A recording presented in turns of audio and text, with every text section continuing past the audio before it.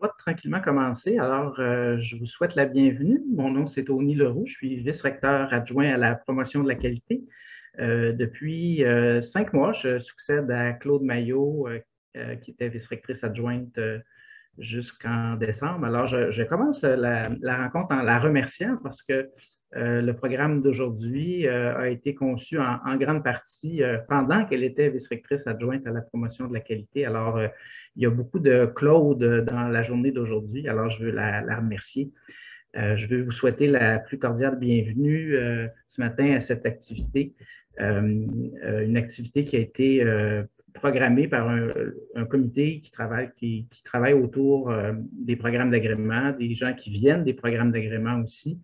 Je pense que la programmation qui vous est proposée ce matin tombe, j'appellerais ça, à point nommé au moment où on est dans la charnière entre la période pandémique et ce qui nous attend en post-pandémie. Le programme de ce matin va nous amener à entendre des présentations sur des outils qui ont été développés en préparation à des processus d'agrément. Donc, 3 présentations qui vont nous parler de ces outils-là ou d'approches, par exemple une approche en simulation, des cartes conceptuelles et des approches pédagogiques. Puis on va terminer la matinée avec un panel qui va amener des invités de l'université et des invités de l'extérieur à partager leurs réflexions sur ce que seront les processus d'agrément une fois que nous serons sortis de la pandémie et comment la pandémie a influencé ces processus d'agrément-là. Donc, le souhait que je formule en début de matinée, c'est que ce qu'on entendra aujourd'hui nous propulsera vers l'innovation, sera une source d'inspiration, puis que l'activité d'aujourd'hui contribue à ne pas nous ramener dans ce que j'appellerais nos bonnes vieilles pantoufles de l'avant-pandémie, mais nous amène dans une paire de pantoufles peut-être un petit peu plus innovantes, des pantoufles à roulettes ou des pantoufles illuminées, quelque chose qui sera plus intéressant pour la qualité des pas plus intéressant, mais qui contribuera à continuer d'améliorer nos programmes. Alors, encore une fois, le plus cordial bienvenue à chacune et chacun d'entre vous. Puis je vous souhaite un très bel avant-midi. Quelques règles de fonctionnement avant de continuer.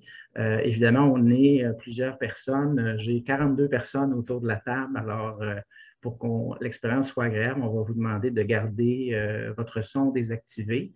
Il y a des périodes de questions qui sont prévues tout au long de la matinée. On va vous demander de lever la main virtuelle si vous avez des questions et on va vous offrir la parole pour que vous puissiez donner verbalement votre question. Vous allez même apparaître à l'écran quand ça va être le temps de formuler votre question. Vous pouvez aussi écrire dans la boîte de discussion et on vous demande d'écrire vos questions aussi, si vous voulez, dans la boîte de discussion. Il y a une personne qui modère la boîte de discussion, c'est Samuel Vaillancourt qui modère la boîte de discussion. Donc, je ferai appel à Samuel de temps en temps. Donc, on vous demande de formuler la question à tout le monde pour que tout le monde puisse voir les questions de façon à ce que si d'autres participantes ont la même question que vous, bien, ça évite d'avoir à la reposer une deuxième fois. Puis, je vais faire appel à Samuel de temps en temps pour qu'il puisse me dire qu'est-ce que vous avez comme question à poser dans la boîte de discussion. L'autre élément qui est important de vous dire, c'est que la session est enregistrée. C'est déjà le cas. Vous le voyez peut-être à l'écran. On va probablement rendre la session accessible ensuite. Il va aussi avoir un résumé écrit du contenu de la séance. Donc, vous pourrez aussi y accéder et le partager à des gens qui auraient voulu être présents ce matin et qui, pour toutes sortes de raisons, ne pouvaient pas y être. Je profite des prochaines minutes pour vous donner, c'est un peu une tradition dans cette journée-ci, de donner des nouvelles du Bureau de promotion de la qualité. La première nouvelle, c'est une excellente nouvelle. Le bureau compte maintenant 5 conseillères et 5 conseillères conseillers, en fait 4 conseillères, un conseiller. L'ajout le plus récent à l'équipe, c'est celui d'Isabelle Lafleur qui s'est joint à l'équipe pendant l'automne. Alors, bienvenue Isabelle dans l'équipe des conseillers et conseillères. Donc, parce que l'équipe est un peu plus grande, on peut maintenant aussi songer à faire une offre de service un peu plus étendue vers les programmes sous agrément. L'offre de service qu'on veut vous rendre accessible, c'est une offre de service qui existait déjà, mais qui était, je dirais, un petit peu plus attentiste pour les programmes sous agrément. C'est-à-dire qu'on développe des outils. Samuel va vous, dans un instant, faire un tour de ce qui est disponible sur Studium pour vous aider dans les processus d'agrément. Mais c'était une offre de service que je qualifierais de on vous offre des choses, mais on ne les pousse pas vers vous d'une façon active. Alors, ce qu'on peut faire à partir de l'automne, c'est de vous faire justement une offre de service plus active, dans le sens où on voudrait rencontrer les programmes sous agrément un certain nombre de mois avant que le processus d'agrément commence pour justement vous parler de nos outils, vous offrir un support d'accompagnement et vous offrir aussi nos services de sondage. Donc, vous savez peut-être que le Bureau de la promotion de la qualité fait des enquêtes avec les programmes qui font l'évaluation périodique de la qualité. Et donc, il y a des sondages qui sont faits auprès des étudiants, auprès des diplômés, auprès des enseignants. Des sondages qui sont probablement utiles aussi pour les programmes sous agrément. Donc, on veut vous offrir de manière active ce service-là. Donc, ce qu'on pense faire, c'est faire des rencontres, une rencontre, disons, vous nous direz quel intervalle, programme par programme, est le plus intéressant pour vous. Est-ce que c'est 18 mois avant que vous commenciez l'agrément? Est-ce que c'est 12 mois? Mais nous, on veut vous offrir ça, vous aviser 24 mois à l'avance en disant « Ah, nous avons l'information que votre agrément commence dans 2 ans. Vous avez une visite d'agrément prévue dans 2 ans. Voulez-vous qu'on vous rencontre pour vous offrir la gamme des services, puis ensuite vous déciderez des services auxquels vous voulez accéder ou non. Donc, c'est une offre un petit peu plus active peut-être que ce qu'on faisait avant. Même si tous ces services-là étaient déjà offerts, mais sur demande là, dans l'autre sens. Alors, puisque l'équipe est plus grande, on est capable maintenant d'avoir une offre un peu plus proactive. Sur ça, je donnerai la parole à Samuel maintenant pour que Samuel puisse vous parler des outils qui se trouvent sur Studium, puis d'un autre livrable là, qui est en préparation. Samuel, c'est à toi. Merci, Tony. Oui, donc effectivement, comme disait Tony, on a développé toute une série d'outils qui, pour l'instant, sont disponibles sur Studium. Je vous mets la page dans le chat pour celles et ceux qui ne l'auraient jamais vu.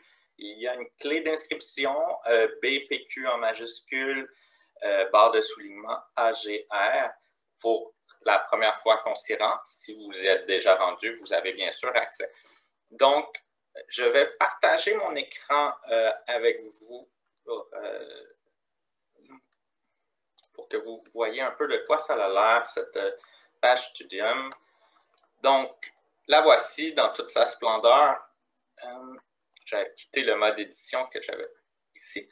Donc, ce qu'on fait sur cette page Studium-là, c'est qu'on dépose différents outils qui visent à améliorer un peu votre vie lors du processus d'agrément des programmes. Ce sont des outils qui ont été suggérés par le comité sur l'agrément des programmes et qui ont été développés en collaboration avec eux.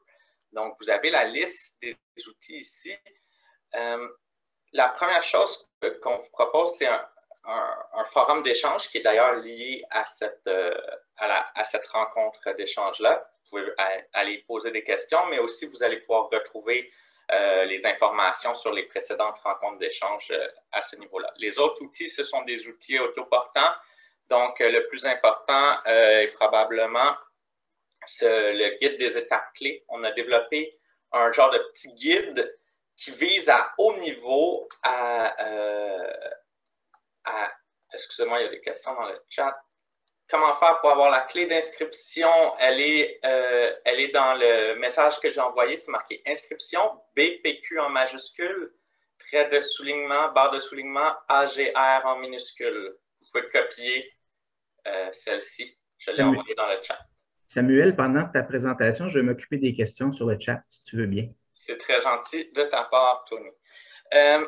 Donc, c'est ça, ce petit guide-là, on vise à haut niveau à suivre les principales étapes de la grande majorité des processus d'agrément.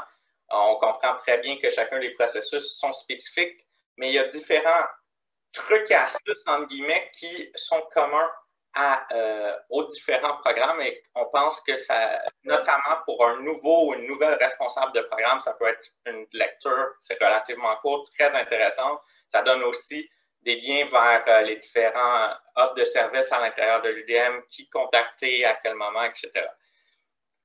Le reste des outils, c'est des outils liés au sondage. Comme Tony disait, dans notre offre de service, on offre des sondages. Vous avez des exemples de banques de questions. Vous allez voir Maxime Bordeaux du BRI tantôt. On offre un petit formulaire qui rappelle les différentes données qu'on retrouve, qu'on peut demander au BRI, donc toujours très utile pour vous. On offre différents canevas aussi pour vous, notamment pour faire une synthèse de votre rapport d'auto-évaluation. Puis finalement, on offre des répertoires. Donc ça peut être intéressant. Un répertoire de services. Donc, où aller chercher les choses, c'est sur Excel. Et un répertoire d'outils aussi sur Excel. Donc, quels outils TI peuvent être utilisés. Puis il y a d'autres petits trucs, par exemple une liste de traducteurs, etc. Fait que voilà, Studium, je vous invite à aller vous-même le consulter. Vous voyez que tout est construit par thématique. Donc, par exemple, si vous voulez voir le guide, ici, on explique très bien c'est quoi. Vous pouvez le télécharger en version PDF. Puis, il y a différents, ça fonctionne toujours comme ça. Donc, je présume que la vaste majorité d'entre vous est habituée à utiliser Studium. Donc, c'est la même chose. Les ressources sont dans le bas de chacune des thématiques qui représentent un outil. Donc, voilà pour Studium. Je ne m'y attarderai pas plus. Je vais cesser le partage d'écran. Si j'y arrive. Désolé, j'ai vraiment beaucoup de fenêtres ouvertes en ce moment sur mon ordinateur. Voilà. Donc, la deuxième chose dont je voulais vous parler, c'est qu'avec le comité d'agrément des programmes, on continue de travailler. Il y a des différents livrables, différents outils qui sont encore en développement cette année. Cette année, notre principal objectif de développement, c'est un livrable sur le soutien pour les plans d'évaluation continue. Donc, de la même façon que le guide des étapes clés pour le processus d'agrément est construit, on pensait construire un petit guide à assez haut niveau, encore une fois, pour tous ceux et celles qui ont à faire des plans d'évaluation continue ou des suivis d'agrément. Donc, grosso modo, de plus en plus, les organismes d'agrément, vous le savez, demandent des suivis d'agrément entre les agréments, donc peut-être à mi-parcours, même des fois sur une base annuelle. Donc, on pensait construire un petit guide pour vous soutenir un peu là-dedans, pour vous aider à vous y repérer, encore une fois, des trucs et astuces. Donc, ça, c'est un des livrables. Un autre livrable qui est en projet pilote en ce moment, dont j'aimerais rappeler l'existence, c'est l'utilisation de Trello et ou de Microsoft Task Planner, il y a plusieurs noms, pour organiser vos agréments. On a construit des maquettes. Si vous êtes intéressé, allez voir, vous pouvez nous contacter, Laurent et moi. Ça devrait être diffusé à plus large échelle dans le courant de l'automne. Donc, c'est pas mal ça pour les livrables à venir. Puis comme on est sur un temps assez serré, je vais repasser la parole à Tony. Merci, Samuel.